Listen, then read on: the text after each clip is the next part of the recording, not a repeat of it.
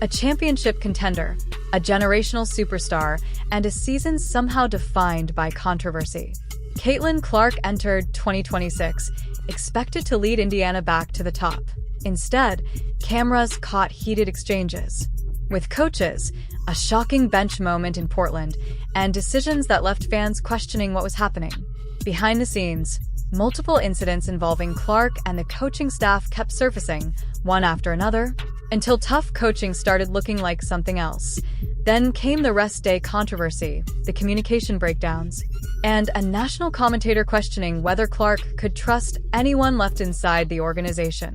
A season that started with friction, IT did not begin the way anyone in the Fever organization wanted. WNBA draft. The Indiana Fever select Caitlin Clark, University of Iowa. It too. Caitlin Clark Walkia previous year cut short by injury, a roster rebuilt around her, and championship expectations that had nothing to do with patience. For games in, the record sat even, and the basketball itself was already taking a back seat to something else entirely.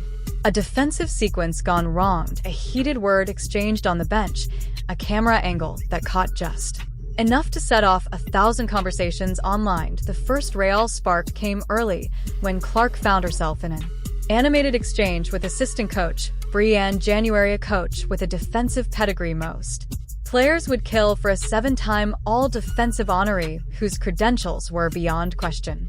That should have ended the conversation before it started. Instead, it added another layer, because if the issue wasn't a lack of coaching credibility, then what was it? Was this simply the normal friction? Indiana Fever assistant coach, and more importantly, ASU Hall of Famer Brianne January and Brianne. Of a demanding coach pushing a demanding player. The kind of thing that happens in practice gyms and film sessions. Across every level of competitive sports. Or did it reveal something more uncomfortable about how a generational rookie-turned-star was being integrated into a system that had its own established hierarchy long before she arrived? The Fever beat Seattle that night, 89-78, and on paper it looked like exactly the kind of performance a franchise builds a season around: 21 points, 10 assists, 7 rebounds, all in limited minutes.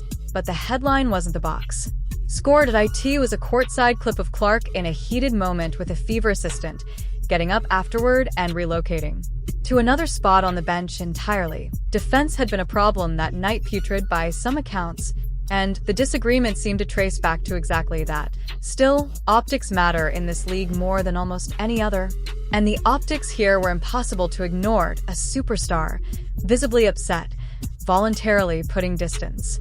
1 being still trying to find your footing, and 10 being the best player that you can be in this league.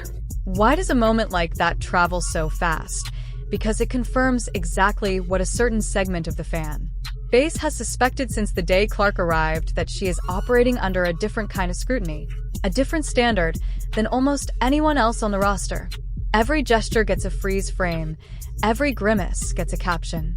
And once that lens is in place, it does not come off easily, no matter how many wins follow. What made this stretch particularly difficult to read was the layering of incidents rather than a single explosive moment. One clip might be dismissed as a heat of the game flash, gone by the next possession, but 2 incidents inside the same week, involving different members of the coaching staff, start to look like a pattern rather than a coincidence. And a pattern is exactly what fans, analysts, and rival broadcasters began building entire segments around in the early weeks of the season. And it looks like that was whistled intentional without even reviewing it. Consider what it actually takes for a moment like the Seattle bench exchange to become a national talking point. That a team had just won. The box score was strong by almost every traditional measure. Between herself and her own coaching staff in front of cameras that never blink, that should have been a quiet, uneventful night, a road win, a few post-game highlights, and a quick turnaround to the next opponent. Instead, a single courtside clip overtook the actual result of the game within hours. That alone says something about where this story sits in the broader sports landscape. Few athletes in any league, men's or women's, generate this level of scrutiny over a moment this small. Every gesture becomes evidence. Every reaction becomes a referendum, and it raises a fair question worth sitting with for a moment. Is that scrutiny earned because something genuinely concerning is happening inside the organization? Boston nearly lost it. Mitchell there to the rescue. Or is it simply the unavoidable cost of being the most visible player in the sport's history at this particular moment in time? Probably both, in different proportions depending on who you asked. Clark's rise has rewritten television. Numbers, attendance figures, and merchandise sales across the entire league, and that kind of visibility cuts in both directions. It builds an audience hungry for every detail of her season, and it builds a level of pressure on the coaching staff that few previous regimes in this league have ever had to operate under. Happened under lights brighter than almost any player in the sport's history has ever had to play under. And that was only the beginning. The night Portland changed everything. If the Seattle moment raised eyebrows, the loss in Portland turned them into a full-blown storyline. The Fever traveled to face the Fire and left with one of the worst performances of their season, down by double digits at the half, the margin ballooning to 25 points. By the third quarter, Clark struggled mightily, finishing with just 6 points on 1 of 7 shooting. First, we know about the court vision for Caitlin Clark. Beautiful pass here. Numbers so far outside her normal range that something clearly wasn't right. It was during that game. In the second quarter, that the moment everyone would be talking about for days happened. Cameras caught head coach Stephanie White appearing to call out a lack of defensive effort while Clark sat on the bench. Clark responded animated, hands moving, seemingly trying to demonstrate a defensive read or a missed rotation. Whatever the explanation, White had heard enough. She told Clark to get up, and rookie Raven Johnson took her spot on the bench. Clark stood up and did not sit down again right away. Instead, she remained standing behind her own head coach, shaking her head, visible to every camera in the building. That proof of dysfunction or proof of exactly the opposite. A coach unafraid to hold her franchise player accountable in real time. Coaching staffs have leaned on.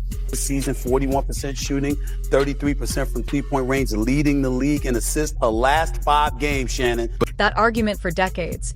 The stars get coached hardest because they're the ones who can absorb it and still produce. By that logic, what happened in Portland wasn't dysfunction at all. It was simply coaching, applied without exception, even to the most famous player on the roster. But here's where the nuance gets complicated. Holding a star accountable and publicly benching her in a blowout, in a way that visibly upset her, are not automatically the same thing. Point one is coaching philosophy. The other can look to a skeptical audience like a message being sent.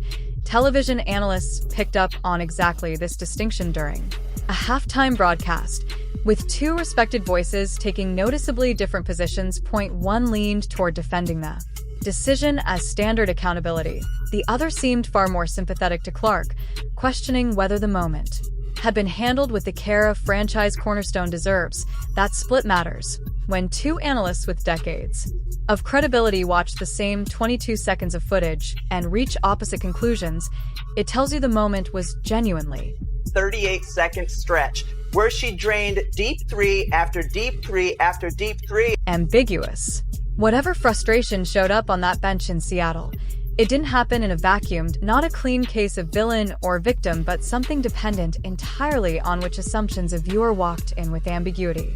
In the attention economy of modern sports, media rarely stays contained. It gets dissected frame by frame, until 60 seconds of basketball becomes a referendum on an entire coaching philosophy. There's another angle that rarely makes it into the loudest takes. Raven Johnson, the rookie, who replaced Clark on the bench, didn't ask to be placed at the center of a controversy. She was simply the next player up, following a decision that had nothing to do with her own performance. Yet every mention of that substitution came wrapped in language about, if White had said nothing and let the lap slide, would that have generated less controversy or simply a different? Clark, catch, attack, floater, he's good. Kind. Critics who believe star players deserve unconditional support might have approved.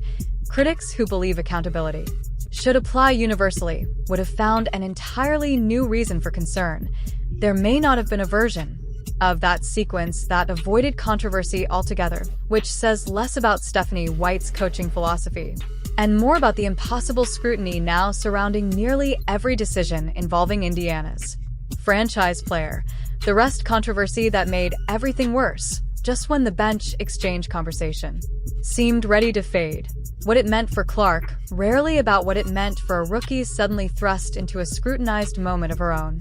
It's also worth asking what the alternative would have looked like. The organization handed its critics something new to work with. Clark was scheduled to face the Portland Fire again at home. There's a hunger and a desire to win, but there's also something that's very poised and calming about doing it at home with the people that you love and the people that you want to go to battle with every single day. And word came down shortly before tip-off that she would not be playing. The explanation was a strategic management plan for the season, a phrase that on its own might have passed without much controversy. In almost any other context,